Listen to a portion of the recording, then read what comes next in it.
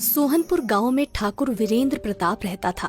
वो बहुत पैसे वाला था और वो बहुत दयालु किस्म का आदमी था। वो गरीबों की बहुत मदद करता था। उसके पास 3 जादुई नारियल के पेड़ थे जो कि उसने अपने गांव के बाहर लगा रखे थे। एक नारियल का पेड़ सोने के नारियल देता था और दूसरा नारियल का पेड़ पैसे देता था और तीसरा नारियल का पेड़ अलग अलग तरह के फल देता था। ठाकुर वीरेंद्र प्रताप चौहानपुर गांव का मुखिया भी था, पर अब बेचारा ठाकुर वीरेंद्र प्रताप बूढ़ा हो गया था। उसकी सेहत अब ठीक नहीं रहती थी। ठाकुर वीरेंद्र प्रताप के 3 बेटे थे। सबसे बड़े बेटे का नाम सुंदर, जो बहुत बुद्धिमान और चतुर था, पर सुंदर आलसी बहुत था। दूसरे बेटे का नाम सुशील था। वो भी सुंदर से कम नहीं था। उसकी चतुराई से भी हर कोई वाकिफ था। और सबसे छोटे बेटे का नाम सुलभ। सुलभ बहुत मासूम था और बुद्धिमान भी इतना नहीं था, पर सुलभ आलसी नहीं था। वो वीरेंद्र प्रताप की किसी भी बात को नहीं टालता था। ठाकुर वीरेंद्र प्रताप इसी चिंता में था कि आखिर वो उसका वारिस किसको बनाकर जाए।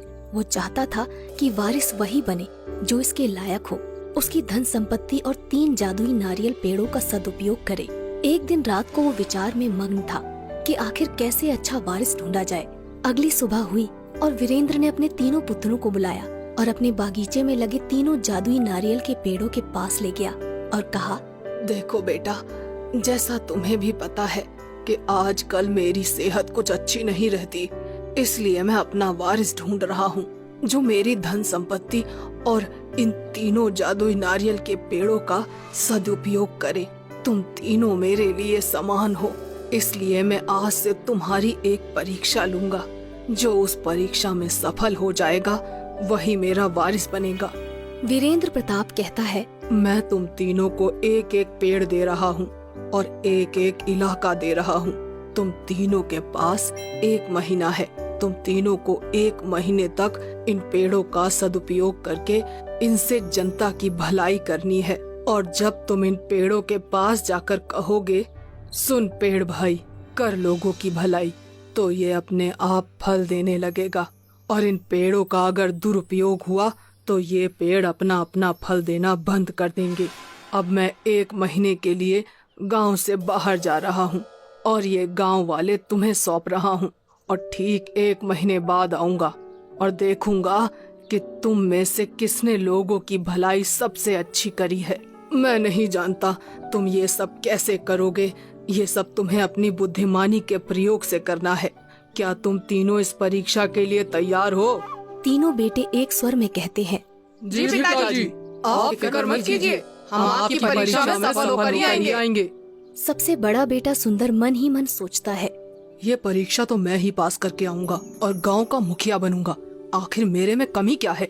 ये दोनों तो मूर्ख ठहरे। दूसरा बेटा सुशील मन ही मन सोचता है, आखिर वो तो पिताजी को ही पता है कि मुखिया कौन बनेगा। मुखिया बनने के लिए योग्य सिर्फ मैं ही हूँ। मैं सुंदर भैया से किसी काम में कम नहीं हूँ और सुलभ तो इस परीक्षा में कहीं है ही नहीं। सुलभ मन ही मन सोचता है, पिताजी ने यह परीक्षा रखवा कर अच्छा किया।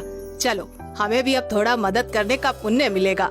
वीरेंद्र सिंह बड़े बेटे सुंदर को सोने के नारियल वाला पेड़ दे देता है।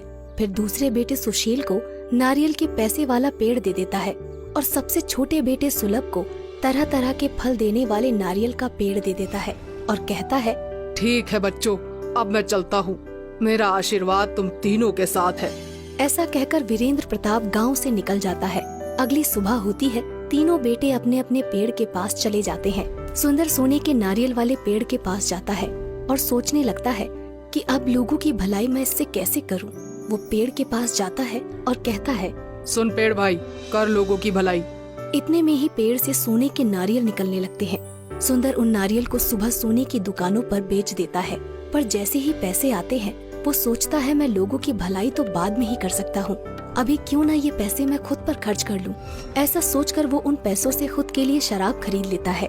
वहीं दूसरा बेटा सुशील पैसे देने वाले नारियल के पेड़ के पास जाता है और कहता है, सुन पेड़ भाई, कर लोगों की भलाई। उसके पास भी बहुत सारे पैसे आ जाते हैं। सुशील उन पैसों को बांटने के बजाय उन पैसों को लोगों को उधार देने लग जाता है। वो मन ही मन सोचता है, आखिर मैं मदद कर ही तो रहा हूँ, यही तो लोगों की भलाई है। अब मैं पिताजी की तरह मूर्ख नहीं जो इन पैसों को ऐसे ही लुटा दूं। वहीं तीसरा बेटा सुलभ तरह तरह के फल देने वाले पेड़ के पास जाता है। वो सोचता है, इस गांव में ऐसे बहुत से लोग हैं जो एक दिन का भोजन भी नहीं जुटा पाते हैं उनको इसकी सबसे ज्यादा जरूरत है। फिर सुलभ पेड़ के पास जाता है और कहता है, सुन पेड़ भाई, कर लोगों की भलाई। इतना कहते ही पेड़ से तरह तरह के फल निकलने लगते हैं। सुलभ उन फलों को गरीबों में बांट देता है। सुलभ अब रोज ऐसा ही करने लगा। वो पेड़ के पास जाता, मंत्र पढ़ता और उसमें से जो फल निकलते वो उन फलों को गरीबों में बांट देता। उसे लोग बहुत दुआ देकर जाते। वहीं सुंदर तो बहुत शराबी हो गया और उस पेड़ से जो भी सोने के नारियल निकलते उनको बेचकर शराब पी लेता था। उसकी सेहत भी अब बहुत खराब हो गई थी। दूसरा बेटा सुशील, वो तो मानो गरीबों की मदद करने के बजाय उन पर जुल्म ढाने लगा था।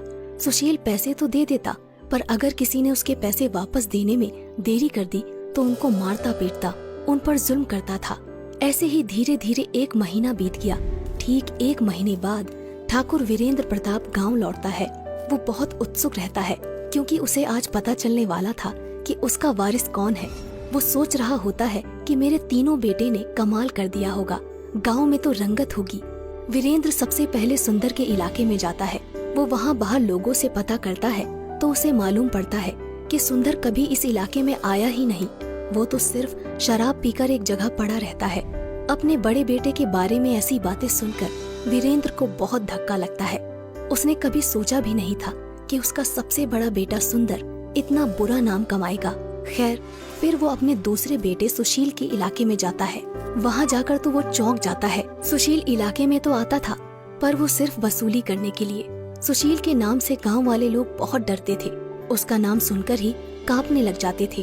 अपने बेटे के बारे में ऐसी बातें सुनकर वीरेंद्र को बहुत दुख होता है। वीरेंद्र वहाँ से आगे बढ़ता है और सुलभ के इलाके में जाता है और वो वहाँ देखता है कि सुलभ के इलाके में खुशहाली है। लोग मस्ती से अपना काम कर रहे हैं और सुलभ को दुआएं दे रहे हैं। सुलभ की तारीफ सुनकर वीरेंद्र का मन बहुत खुश होता है। वीरेंद्र फिर सीधा अपने घर जाता है और अपने तीनों बेटों को अपने कक्ष में बुलाता है। तीनों बेटे वीरेंद्र के पास जाते हैं। सुंदर और सुशील वीरेंद्र को देखकर उनके चरणों पर गिर जाते हैं और कहने लगते हैं, पिताजी, हमें माफ कर दीजिए पिताजी, हम लोगों की भलाई नहीं कर सके। आपने जो हमारी परीक्षा ली, हम उस पर भी खरे नहीं उतरे। हमारे दुरुपयोग करने से वो पेड़ भी गायब हो गया। सुंदर और सुशील, तुम दोनों को अपने छोटे भाई सुलभ से कुछ सीखना चाहिए। उसने कितने अच्छे से अपने इलाके को संभाला और गांव वालों की भलाई करी। इतना कहकर वीरेंद्र सुलभ को अपने पास बुलाता है। सुलभ, इधर आओ बेटा। जी पिताजी। सुलभ, मुझे बिल्कुल भी उम्मीद नहीं थी कि तुम इस परीक्षा में पास हो जाओगे, पर तुमने साबित कर दिया कि तुम ही मेरे असली वारिस हो। शाबाश बेटा, शाबाश। नहीं पिताजी, मैंने ये सब वारिस बनने के लिए नहीं किया। मैंने ये सिर्फ लोगों की भलाई के लिए किया। और जब मेरे बड़े भाई सुंदर हैं, तो उनके रहते मैं वारिस नहीं बनना चाहता। वाह बेटे वाह, तुम तो बेशकीमती हीरा निकले। तुम्हारी सोच को तो तुम्हारे पिता नमन करते हैं। तुम इस परीक्षा में पास हुए हो, इसलिए असली वारिस तुम ही हो बेटा। ऐसा कहकर वीरेंद्र सुलभ को गले लगा लेता है और अगले ही दिन सभी गांव वालों के सामने सुलभ को अपना वारिस और नया मुखिया घोषित कर देता है। अगर आप भी ऐसी और कहानियां देखना चाहते हैं तो अभी लाइक करें और सब्सक्राइब करना मत भूलिए, क्योंकि अगली कहानी इससे भी ज्यादा दिलचस्प होने वाली है।